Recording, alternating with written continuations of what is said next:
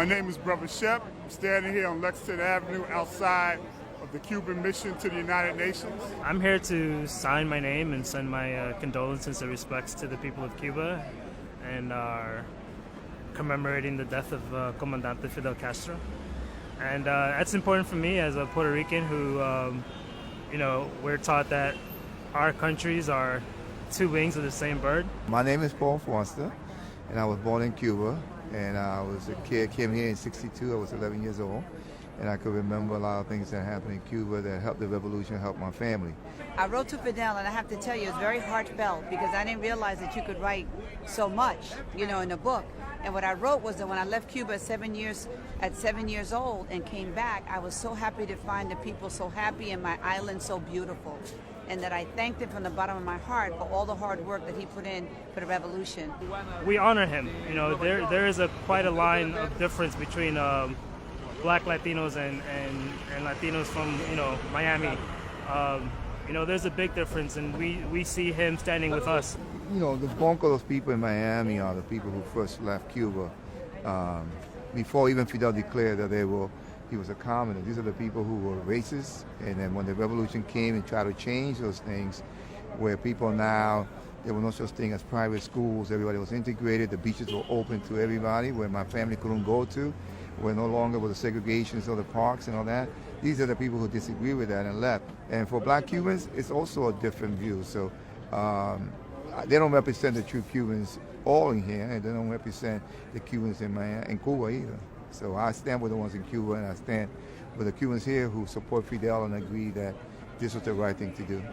Yo, dominicana y de espíritu cubana, porque él nos sembró ese espíritu. No nací en Cuba, pero Cuba nació en mí. Imagínate, como colombiana, como mujer, como amante de la paz, de la justicia, de la dignidad, de la soberanía de todos los pueblos, lo único que podía hacer era estar aquí presente. And I'm here to pay my respects, and on behalf of the U.S. held political prisoners and prisoners of war that Cuba and Fidel, the Cuban people and Fidel Castro has always stood in solidarity with African people around the world. So we're here to say thank you. Fidel was fighting to restore happiness to humanity. You see, because in order for the 1% to maintain their rule over the 99%, the very least they do is make everyone unhappy, you see, to maintain their rule. And so when Fidel was fighting for the freedom of the Cuban people and the freedom of the world, he was fighting to restore happiness to humanity. Why are you here? I am celebrating the life of Fidel and the life that he and the Cuban Revolution gave to me.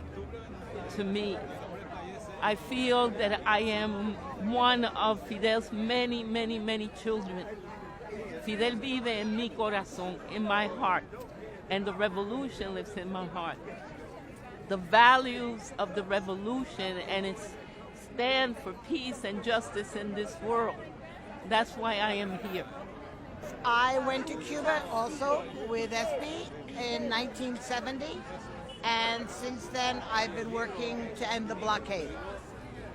And I also lived in Cuba for 16 years. And she's a medical doctor. And they trained me as a medical doctor.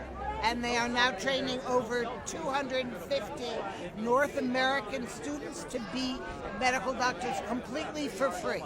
So, Saeed, why are you here? Because Fidel was one of the greatest that we've had.